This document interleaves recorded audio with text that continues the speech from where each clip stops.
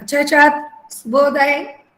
आप सबको आज मैं नया निबंध बताने जाऊंगी, क्योंकि हमें पहला निबंध संस्कृति और साहित्य का परस्पर संबंध निबंध पढ़ चुके हैं और डॉक्टर जी सुंदर रेड्डी जी के बारे में भी जान चुके हैं। उसके बाद संदर्भ सहित व्याख्या और इसके लघु प्रश्न भी मैं आपको बता चुकी हूँ। డియర్ స్టూడెంట్స్, ఈరోజు మనము భారత్ ఏకై అనే కొత్త వ్యాసాన్ని నిబంధని పాఠాన్ని తెలుసుకుంటాము. ఇంత పూర్వము సంస్కృతి और సాహిత్యక పరస్పర సంబంధ అనే లెసన్ను పాఠాన్ని మనము చదువుకున్నాము. డాక్టర్ జి సుందరెడ్డి గారు రచయిత గురించి కూడా తెలుసుకున్నాం. తర్వాత మీకు నేను సందర్భాలు, లఘు సమాధాన ప్రశ్నలు జవాబులు కూడా మీకు చెప్పడం జరిగింది. ఈరోజు మనం ఈ యొక్క భారత్ ఏకాయ్ అనే పాఠాన్ని ఈరోజు తెలుసుకుంటాము.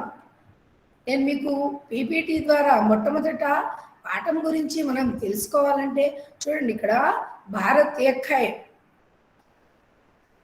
ఒక్క నిమిషం సమాధానం ఇవ్వండి ఎవరైనా. నానా మీకు కనిపిస్తోంది కదా, స్క్రీన్ కనిపిస్తోంది కదమ్మా? Okay, thank you. ఈ యొక్క భారత్ ఏకాయ్ అనేది మనకు लेसन पाठम।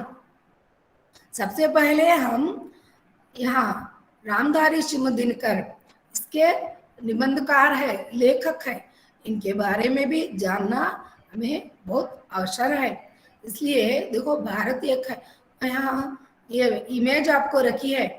भारत एक है मतलब भारत में अनेक अनेक धर्म है, अनेक धर्म है, इसलिए इन सब का धर्मों का इमेज में आपको रखी है। भारत एक है అంటే భారతదేశము ఐక్య భారతదేశం. ఇందులో భిన్నత్వం ఉంది.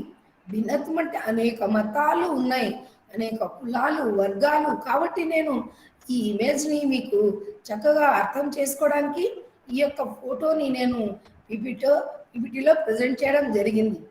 మనము భారతీయకి ఈ యొక్క పాఠం గురించి తెలుసుకునే ముందు ఈ పాఠాన్ని రచించిన వారు, రచయిత ఎవరు, వారి గురించి, వారి పరిచయం గురించి కూడా మనం తెలుసుకోవాలి. रामधारी सिंह दिनकर, यानी को रामधारी सिंह दिनकर, ये है इनका इमेज। आज हम इनके परिचय के बारे में जानने की अवसर हमें मिला है, सौभाग्य हमें मिला है, क्योंकि ये इन जैसे महालेखक के परिचय जानना बहुत हमें सौभाग्य का विषय है। మనము ఇప్పుడు పాఠం గురించి తెలుసుకునే ముందు మనం ఏం చేయాలంటే ఈ యొక్క రచయిత గురించి కూడా మనం తెలుసుకోవాలి. ఎందుకంటే గొప్ప రచయిత అంటే గొప్పవాళ్ళు, గొప్ప గొప్ప రచనల్ని మనకు అందించిన వాళ్ళు చాలా గొప్పవారు. అందులోనూ ఈ రామధారి సింహ దినకర్ జ్ఞాన్పీఠ్ పురస్కారాన్ని గ్రహీత అన్నమాట. అంత గొప్ప రచయిత గురించి తెలుసుకోవడం మన అదృష్టంగా మనం భావించాలి. अच्छा चलो, मैं आपको रामधारी सिंह दिनकर के बारे में उनका परिचय आपको देती हूँ। ज्ञानपीठ पुरस्कार से शोभित रामधारी सिंह दिनकर का जन्म बिहार के मुंगेर जिले के सिंगिया नामक गांव में सन 1908 में हुआ था। पहले आपका जन्म, आप कहाँ और कब पैदा हुए? आप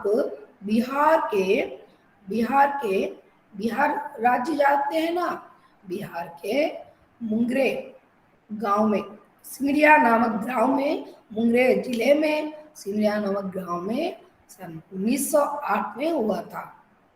రామధారి సింహ దినకర్ జ్ఞాన్పీఠ్ పురస్కార్ గ్రహీత.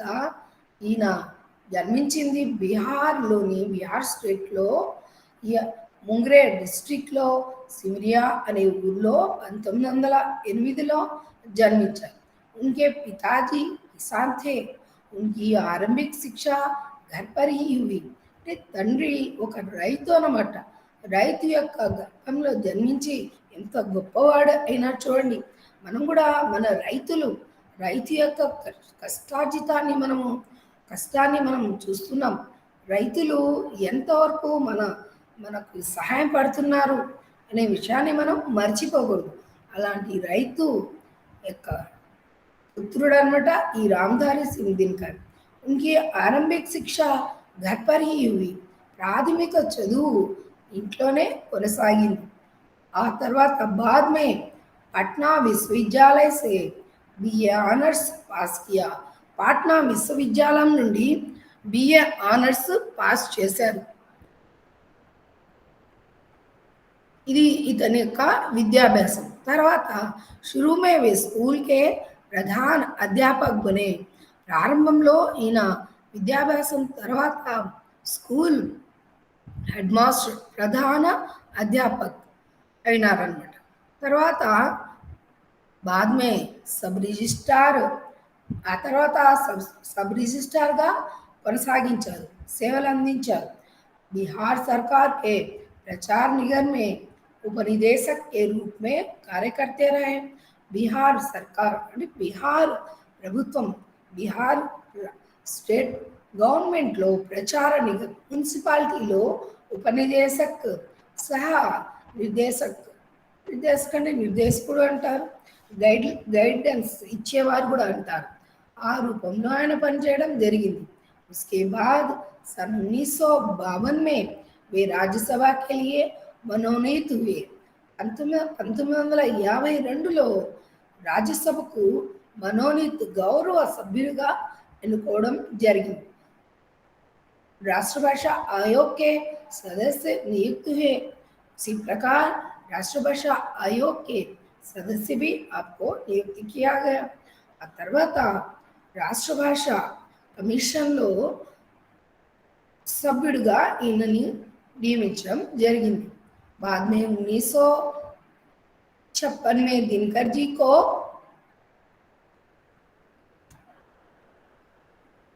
1956 में दिनकर जी को पद्म भूषण उपाधि भी प्राप्त हुई. 1956లో దినకర్ గారికి పద్మభూషణ్ ఈ యొక్క బిరుదు అనేది ఈయనకు లభించింది. అంటే జ్ఞానపీఠ పురస్కార్తో పాటు ఇది కూడా ఈయనకు లభించడం జరిగింది. దినకర్ जी बहुभाषा विद्वान है. संस्कृत, बांग्ला तथा उर्दू भाषाओं पर उनका पूर्ण अधिकार था. దినకర్ గారు బహుభాష కోవిదులు, అనేక భాషలను ఎరుగుదురు. మరి అందులో ముఖ్యంగా సంస్కృతము, బెంగాలీ మరియు ఉర్దూ ఈ భాషల పట్ల ఆయన పూర్తి అధికారం ఉంది. అధికారం ఉందంటే పట్టు అనేది ఉందన్నమాట. ఆ భాషల పట్ల పట్టు అనేది ఉంది. प्रमुख रचनाएं, ऐसे महान दिनकर जी बहुत से रचनाएं लिखी. उनमें प्रमुख रचनाएं मैं आपको बताती हूँ. कुरुक्षेत्र, ओंकार, रेणुका, रश्मिरथी, नीलकुसुम, परशुराम की प्रतीक्षा, उर्वशी, हारे के हरुनाम, ये इनकी काव्य रचनाएं हैं. ये राष्ट्र कवि भी हैं, దేశభక్తి కవి కూడా కాబట్టి కావ్యాలు రచించారు. అందులో కురుక్షేత్రము, ఓంకార్, రేణుక, రశ్మిరథి, नीलकुसुम, परशुराम की प्रतीक्षा, उर्वशी, हारे के हरिनाम, ये इनकी काव्य रचनाएं हैं. ये कवि ही नहीं गद्य लेखक भी है. उस प्रकार गद्य అంటే ఈయన కవినే కాదు, కావ్య రచనలే కాదు, గద్య రచనలు కూడా ఉన్నాయి ఈయనకి. అంటే ఒక లేఖక్ గద్య సాహిత్యాన్ని కూడా మనకు అందించడం జరిగింది. అందులో संस्कृति के 4 अध्याय, अर्धनारीश्वर, रेती के फूल, मिट्टी की ओर, शुद्ध कविता की खोज, ఇవన్నీ ఇతని యొక్క గద్య రచనలు అన్నమాట. మరి నేను ఇక్కడ ఇమేజెస్ పెట్టా. ఈ యొక్క పీపీటీలో ఈ విధంగా పెట్టడం అనేది సర్వసాధారణం. ये है इनकी रचनाएं, काव्य रचनाएं और गद्य रचनाएं. एक विशेषता है इसमें आपको उर्वशी, इन्हें ज्ञानपीठ पुरस्कार मिला था ना, इस उर्वशी काव्य के लिए उन्हें ज्ञानपीठ पुरस्कार मिला था. आपको इसे याद रखना होगा। ఈ ఊర్వశి కావ్యం ఉంది కదా, ఊర్వశి కావ్యం రాయడం వలన జ్ఞాన్పీఠ పురస్కారం అనేది ఈయనకు లభించింది. కాబట్టి ఇది విశేషంగా మీరు గుర్తుపెట్టుకోవాల్సిన అవసరం ఎంతో ఉంది. ఎందుకు మేడం ఈయన గురించి ఎంత చెప్తారు అంటే, ఒక రచయిత గురించి కనుక్కోవడం అనేది మన యొక్క ధర్మం. ఎందుకంటే పాఠమే కాదు, మనము ఈ విధంగా ఈ యొక్క రచనలు కూడా మనం తెలుసుకోవాలి. अच्छा अच्छा, ये बीच में छोड़ दी, अब बताऊंगी। दिनकर जी मूलतः प्रगतिशील भावनाओं के कवि हैं। प्रगतिशील का मतलब जो विकास विकास चाहने वाले, विकास के భావనాలు రखने वाले, అంటే ఈయన సర్వసాధారణంగా ప్రగతిశీల్ అభివృద్ధి పథంలో వెళ్ళే రచయితల్లో ఈయన కవులలో ఒకరు.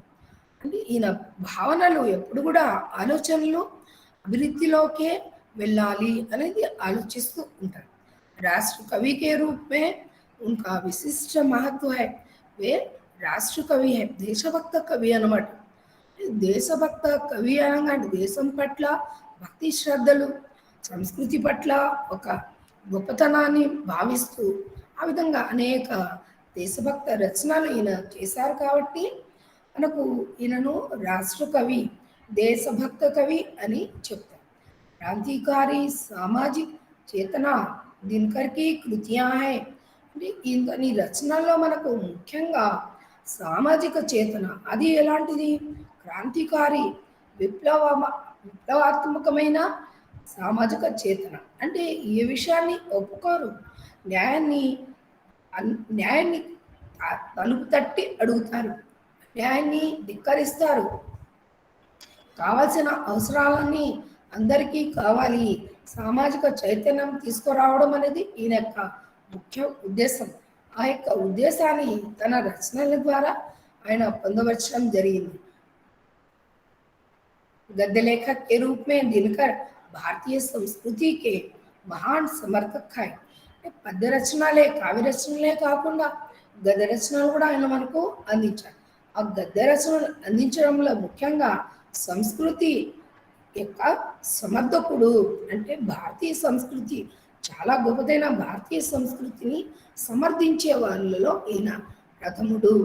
భారతీయ సంస్కృతి పర్ ఉన్కి అచ్చి పక్కడ్ హై.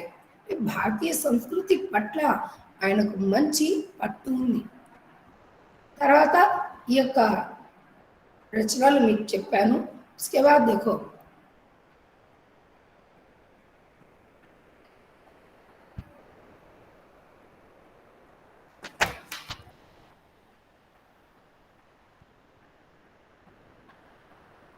आपको मैं पाठ के अंतर्गत ले जाऊंगी। पाठ के अंतर्गत ले जाने के पहले आपको ये भी देखना होगा, क्योंकि भारतवर्ष के लक्ष्य को ध्यान से देखने पर साफ दिखाई पड़ता है कि देश के 3 भाग प्राकृतिक दृष्टि से बिल्कुल स्पष्ट है. ఇక్కడ నేను ఇది మీకు ఎందుకు చూపిస్తున్నానంటే, భారత భూభాగాన్ని ప్రకృతి దృష్ట్యా, వాతావరణ దృష్ట్యా 3 భాగాలుగా విభజించడం జరిగిందనమాట. ఇవి మీకు చూపించడానికి ఈ మ్యాప్ని చూపిస్తున్నా.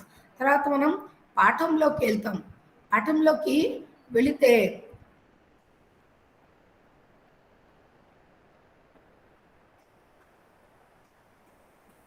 इसमें रामधारी सिंह दिनकर ने भारतीय संस्कृति की एकता पर प्रकाश डाला है.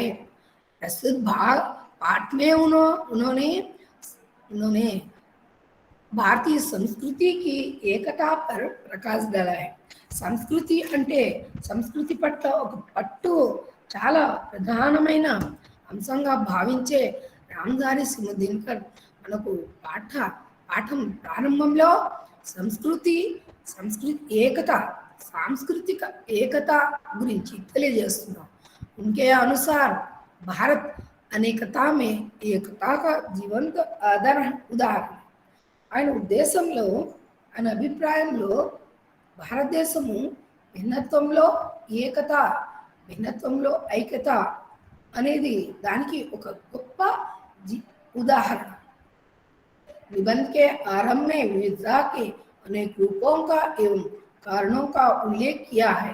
నిబంధ ఆరంభంలో పాఠం యొక్క ఆరంభంలో ఈ మనకు వివిధత అంటే భారతదేశంలో భిన్నత్వం ఎక్కడ ఉంది? మనం ఏమనుకుంటాం, అందరం ఒకటే, మనందరం ఒకటే అనుకుంటాం. కానీ భిన్నత్వం అనేది ఉంది. భిన్నత్వంలో ఏకత్వం. ఇక్కడ భారతదేశంలో భిన్నత్వం ఎక్కడ ఉంది, ఏ విషయాల్లో దాగి ఉంది అనే విషయాన్ని మనకు తెలియజేస్తాం. विविधता के मुख्य कारण भारत का भूभाग बहुत कम समय के लिए एक शासन के अंतर्गत रहा है. అంటే ఇక్కడ ఈ యొక్క భిన్నత్వం ఎక్కడుంది, ఏ విషయంలో ఉంది అంటే ముఖ్యంగా భారతదేశ భూభాగము ఒకే ఒక ఏకఛత్రాధిపత్యంగా ఒకరి పరిపాలనలో లేదు. ఎప్పుడు కూడా విడివిడిగానే పరిపాలిస్తున్నారు, కానీ ఏ ఒక్కరి పరిపాలనలో భారతదేశం అంతా ఒకే పరిపాలనలో అప్పుడు లేదు. డెమోక్రసీ ప్రజాస్వామ్యం వచ్చిన తర్వాత విషయం వేరు. స్టార్టింగ్లో ఏం చెప్తున్నారు, उनके अनुसार जलवायु क्षेत्रीय सुविधा के अनुसार ही लोगों के पहनावे, उड़ावे और खान पान में भी भेद आते हैं. इन अभिप्राय प्रकारము వాతావరణము తర్వాత ప్రాకృతిక పరిస్థితుల వల్ల ప్రజల యొక్క ఆహారపు అలవాట్లలో తర్వాత వాళ్ళ యొక్క వస్త్రధారణలో భేదం అంటే వివిధత్వం అనేది కనిపిస్తుంది. ఒకటేమో భారతదేశము ఒక్కరి పరిపాలనలో లేదు. తర్వాత ఈ వైవిధ్యం ఇంకో విషయంలో ఎక్కడుందంటే క్షేత్రీయ సువిధ అంటే ఆయా ప్రదేశాలలో, ఇప్పుడు ఉదాహరణకి కాశ్మీరం ఉంది, చలి ఎక్కువ, అక్కడి దుస్తులు వేరు. అదేవిధంగా రాను అండ్ మన యొక్క దక్షిణంలో దుస్తులు వేరు. ఇక్కడ వాతావరణ పరిస్థితి వేరు, ఆ ఉత్తరంలో వాతావరణ పరిస్థితులు వేరు. అదే అంటున్నారు, వాతావరణ పరిస్థితులను అనుసరించి ప్రజల యొక్క వస్త్రధారణ, ఆహారపు అలవాట్లు, ఇది భిన్నత్వమే కదా. ఇందులో భిన్నత్వం మనకు కనిపిస్తుంది. అంటే ఉదాహరణకి దక్షిణ దేశంలో మనం వాడే ఆహారం వేరు. ఇక్కడ మనం వరి అన్నము అది ఎక్కువ వాడడం జరుగుతుంది. మరి ఉత్తరప్రదేశంలో ఉన్న ఆ యొక్క ఆహారపు అలవాట్లు ఏంటంటే గోధుమలతో తయారు చేసిన రొట్టె. అంటే ఇది ఎందుకు, అక్కడి యొక్క వాతావరణాన్ని బట్టి అక్కడ ఆహారము ఆ విధంగా ప్రజలు వాడుతున్నారు. అదేవిధంగా చూడండి, వస్త్రధారణ కూడా మన వస్త్రధారణ వేరు, వారి యొక్క వస్త్రధారణ వేరు. ఉత్తర దేశంలో ఉన్న వస్త్రధారణ అంటే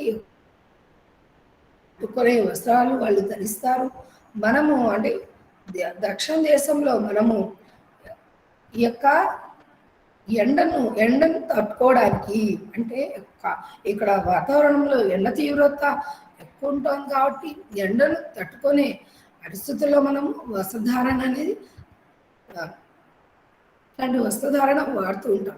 అంటే అర్థమేమి, ఇక్కడ వివిధత్వం, భిన్నత్వం మనకు కళ్ళకు కట్టినట్టు కనిపిస్తుంది. ఈ వివిధత మూల కారణం बनता है. ఇదే विविधता भिन्नत्वाనికి ఇదే మూల కారణము. इस विविधता के बावजूद भारतीय एकता के लिए मुख्य आधार दर्शन और साहित्य है. అంటే ఈ భిన్నత్వం ఉంది, మనంతా వేరువేరా అని అనడానికి లేదు.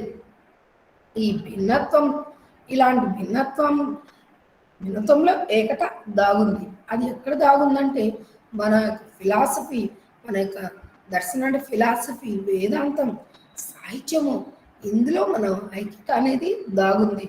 ఇక మీరు ఆలోచించండి, సాహిత్యం అనేది కేవలం భారతీయ సాహిత్యం కాదు, భారతీయ సాహిత్యం అనేక భాషల సాహిత్యం. అందరూ దీన్ని ఈ యొక్క మన యొక్క సాంప్రదాయాలు, భిన్నమైన సాంప్రదాయాలు ఉన్నా కూడా దాంట్లో ఏకత్వం ఉంటుంది. భిన్నమైన సాహిత్యం ఉన్నా కూడా దాంట్లో ఏకత్వం అనేది ఉంటుంది. భావాత్మక ఏకతా ఈ భారతీయ ఏకతా కా మూల మంత్ర హై. అంటే ఆలోచనలు వేరువేరుగా ఉండొచ్చు, కానీ భావాలు ఒకటి. కాబట్టి ఆ భావాత్మక ఏకత, భావనలు, మన భావన ఒకటే. ఇందులోనే మన ఏకత యొక్క మూల మంత్రం. अक्सर कहा जाता है कि भारतवर्ष की एकता उसकी विविधताओं में छिपी हुई है। ये सच है।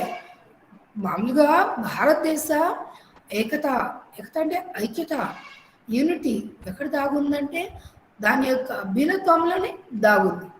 और यह बात जरा भी गलत नहीं है. ఇది తప్పే కాదు, ఇది సత్యము. ఒక ఉదాహరణ చెప్తాను చూడు. అనేక పువ్వులన్నీ రకరకాల పువ్వులు కలిపి ఒక హారాన్ని తయారు చేస్తాం. ఒకే దారంలో దారం మాత్రం ఒకటే, దారం మాత్రం ఒకటే, పువ్వులు రకరకాలు. అంటే ఏమి, ఆ దండలో భిన్నమైన పుష్పాలు ఉన్నాయి, కానీ దాన్ని ఏమంటారు, పూల దండ అంటారు. ఒక్కొక్క పూలతో పేరు పెట్టి పిలవరు. అదేవిధంగా భారతదేశంలో భిన్నత్వం ఉన్నా కూడా ఐక్యత అనేది దాగింది.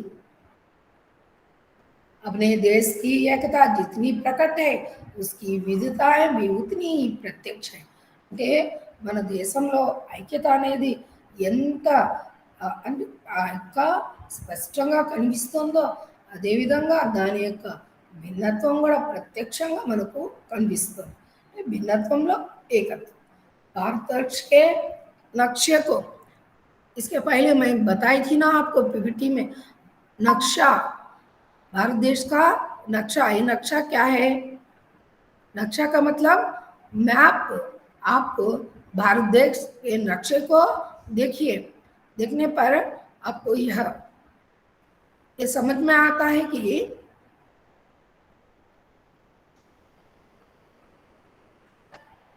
प्राकृतिक दृष्टया भौगोलिक दृष्टया यह भारत देश अलग अलग है. ये भारत देश नहीं है, अलग अलग है. इस देश के 3 भाग प्राकृतिक दृष्टि से बिल्कुल स्पष्ट है. प्राकृतिक दृष्टया प्रकृति वातावरण दृष्टया భౌగోళిక దృష్ట్యా ఈ యొక్క భారతదేశము 3 భాగాలుగా విభజించడం జరిగింది. अब वो मैं आपको बताऊंगी. देखो, सबसे पहले तो भारत का उत्तरी भाग है.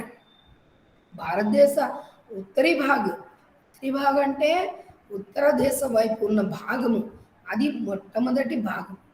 అది ఎక్కడి నుండి ఎక్కడికి వ్యాపించిందంటే लगभग हिमालय के दक्षिण से लेकर विंध्याचल के उत्तर तक फैला हुआ है. ये हम अच्छी तरह जानना है कि हम भारत तो नहीं फिर सकते. भारत देश पूरा फिर कर देखना वो तकलीफ की बात है. आपको यहीं पर बैठकर इस पाठ के द्वारा ये सब हम अच्छी तरह से जान सकते हैं. అంతే కదా నాన్న, మనం భారతదేశ యాత్ర మనం చేయడం చాలా కష్టం. కానీ ఈ యొక్క నిబంధన ద్వారా పాఠం ద్వారా మనకు భారతదేశ నైసర్గిక పరిస్థితులు, భారతదేశం గురించి కొత్త గొప్ప తెలుసుకుంటాం. ఇక్కడ భారతదేశాన్ని వాతావరణ దృష్ట్యా 3 భాగాలుగా విభజించారన్నారు. మొట్టమొదటి భాగము ఉత్తరీ భాగం. ఇది వచ్చి దాదాపు దక్షిణ హిమాలయాల నుండి ఉత్తర వింధ్యాచల పర్వతాల వరకు వ్యాపించి ఉన్న భాగాన్ని ఉత్తర భాగం అన్నారు. అంటే దక్షిణ హిమాలయాల నుండి ఉత్తర వింధ్యాచల పర్వతాల మధ్య విస్తరించున్న భాగాన్ని ఉత్తర భాగం అన్నారు. ఒకటి. उसके बाद विंध्या से लेकर कृष्णा नदी से उत्तर तक का भाग है, जिसे हम दक्षिण प्लेटो कहते हैं. రెండో భాగం వచ్చి వింధ్యాచల పర్వతాల నుండి కృష్ణానది ఉత్తరాన ఉన్న కృష్ణానది వరకు వ్యాపించి ఉన్న భాగం రెండో భాగం. అంటే ఒకటేమో హిమాలయాల నుండి వింధ్యాచలం వరకు, వింధ్యా పర్వతాల నుండి కృష్ణానది ఉత్తరం వరకు రెండో భాగము. ఇది వచ్చి దీన్ని మనం దక్షిణీ ప్లాటో, దక్షిణ పీఠభూమి అంటాం రెండో భాగాన్ని. इस प्लेटो के दक्षिण कृष्णा नदी से लेकर कुमारी अंतरीप तक का जो भाग है वह प्राय द्वीप है. ఆ తర్వాత మూడో భాగము ఈ దక్షిణ పీఠభూమి ఉంది కదా, ఈ పీఠభూమి నుండి కృష్ణా నది నుండి మనము అట్లానే కొనసాగి కన్యాకుమారి వరకు ఉన్న భాగాన్ని, ఈ కన్యాకుమారి వరకు ఉన్న భాగాన్ని ద్వీపము అని కూడా అంటాం. ఈ భాగాన్ని మనము మూడో భాగంగా చెప్పచ్చు. మొట్టమొదట హిమాలయాల నుండి వింధ్య పర్వతాల వరకు, వింధ్య పర్వతాల నుండి కృష్ణానది ఉత్తరం వైపు వరకు, మరియు కృష్ణానది నుండి అంటే కృష్ణానది అంటే దక్షిణ పీఠభూమి నుండి కన్యాకుమారి వరకు వ్యాపించి ఉన్న భాగాన్ని మూడో భాగంగా, ఈ విధంగా प्राकृतिक दृष्टया इसे भारत को 3 भागों में विभाजित किया गया है. వాతావరణ పరిస్థితుల దృష్ట్యా, భౌగోళిక పరిస్థితుల దృష్ట్యా ఈ యొక్క భారతదేశాన్ని 3 భాగాలుగా విభజించడం జరిగింది.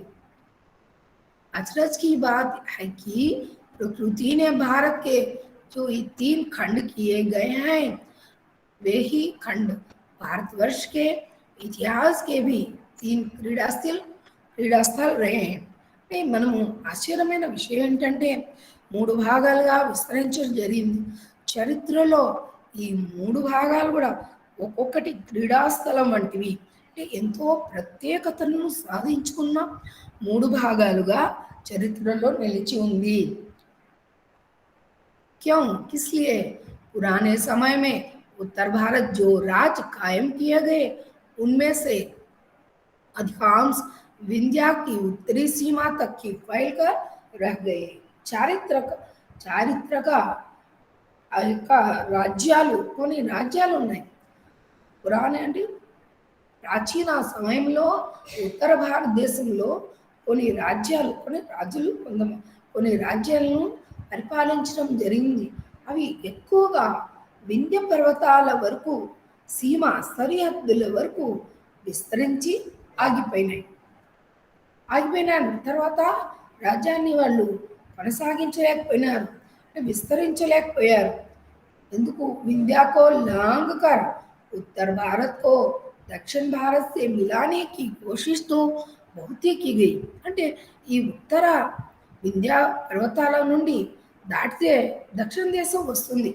ఎవరు కూడా ఆ ఉత్తర వింధ్య పర్వతాల నుండి దాటి వచ్చి దక్షిణ దేశాన్ని కలపడానికి ఎవరు కూడా ప్రయత్నించారు, కానీ వాళ్ళ ప్రయత్నము సఫలీకృతం కాలేదు.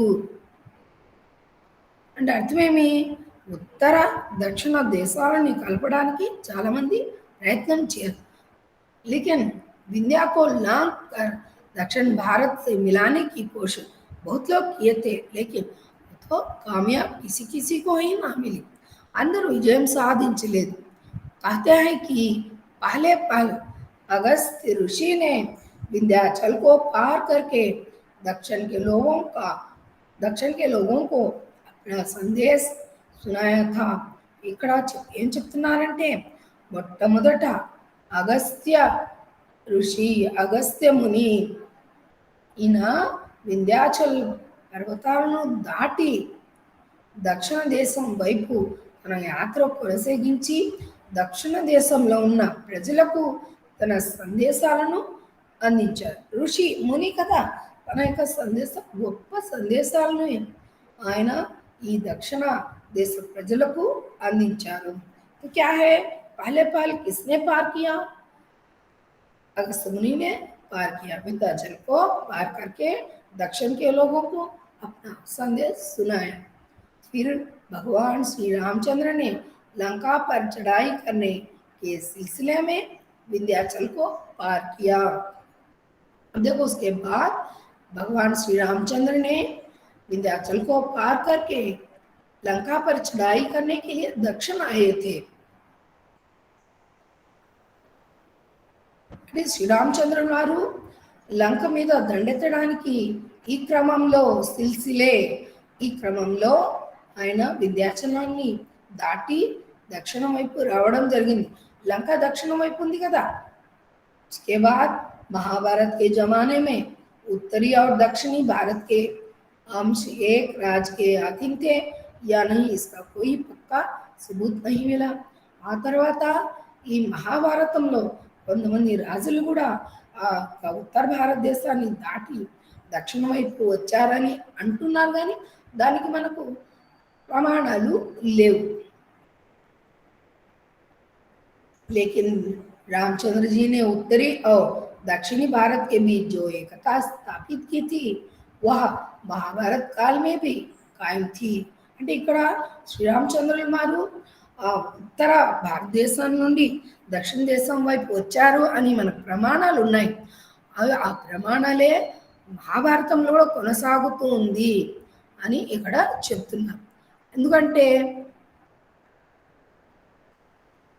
రాముని యొక్క కాలంలో శ్రీరామచంద్రుడు ఈ యొక్క ఉత్తర భారతదేశం నుండి దక్షిణ భారతదేశానికి వచ్చారు కాబట్టి దక్షిణ భారతదేశం ఉన్న ప్రజలు ఉత్తర భారతదేశం ఉన్న ప్రజలు ఒకరికొకరు కలుసుకుంటూ మాట్లాడుకుంటూ ఉన్నారు, వాళ్ళలో సఖ్యత ఉన్న విషయము ఇక్కడ తెలుస్తుంది.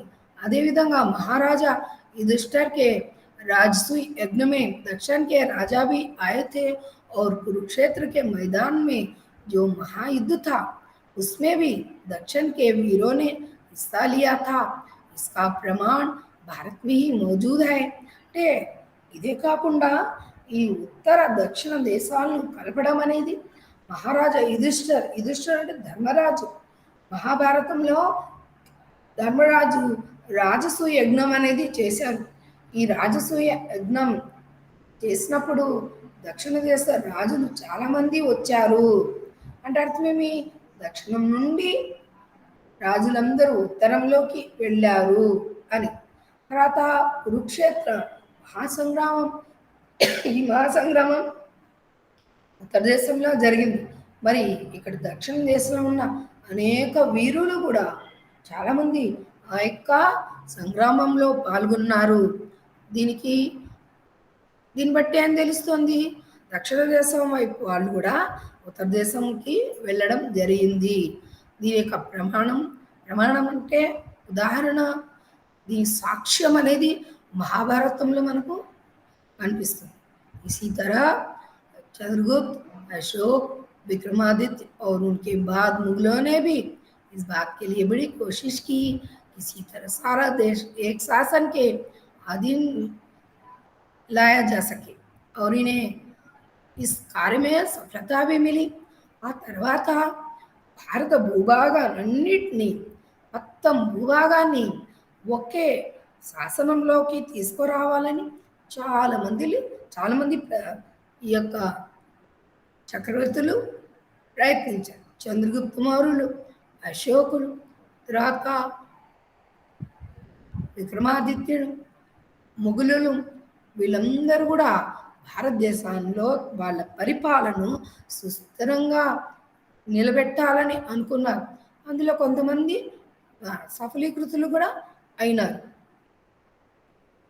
लेकिन भारत के इतिहास की एक शिक्षा यह भी है कि इस देश को एक रखने के कायम में यहाँ के राजाओं को भी సఫలత మిలి.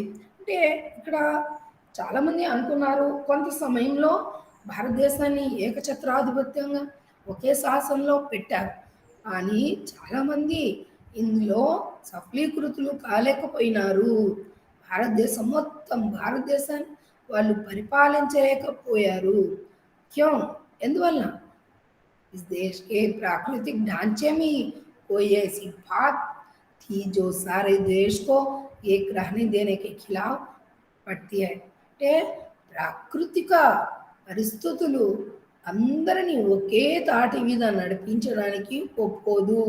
భిన్నమైన ప్రాకృతిక పరిస్థితులు ఇదే ఇక్కడ భారతదేశాలన్నింటినీ ఇప్పుడు ఒక రాజు పరిపాలిస్తున్న ప్రజలందరూ ఒకే దాన్ని ఫాలో కావాలి. ఫర్ ఎగ్జాంపుల్ ఇప్పుడు ఆహారం తీసుకుని అందరూ వరి వాడాలి, అందరూ ఈ ఒకే వస్త్రాలు ధరించాలి, ఒకే రకమైన నాణ్యాలు వాడాలి, ఇవి కొన్ని ఉన్నాయి. కానీ మన ప్రకృతి, మన వాతావరణం దీనికి సహకరించదు.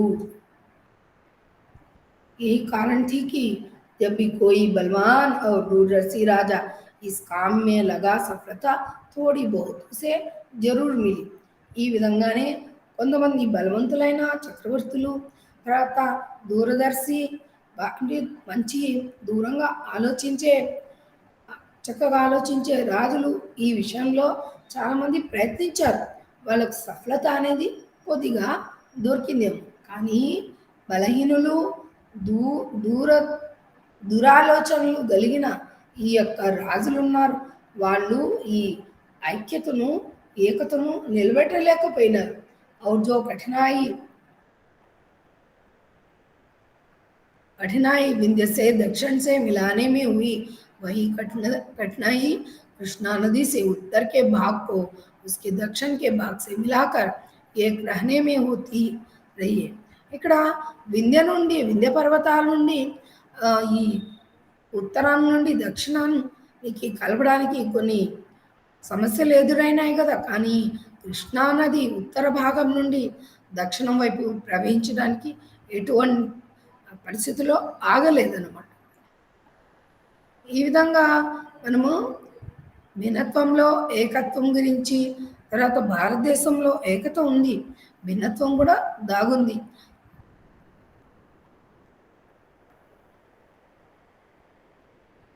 స్టూడెంట్స్, ఈ యొక్క మిగిలిన లెసన్స్ను మనం నెక్స్ట్ క్లాస్లో చర్చించుకుంటాం.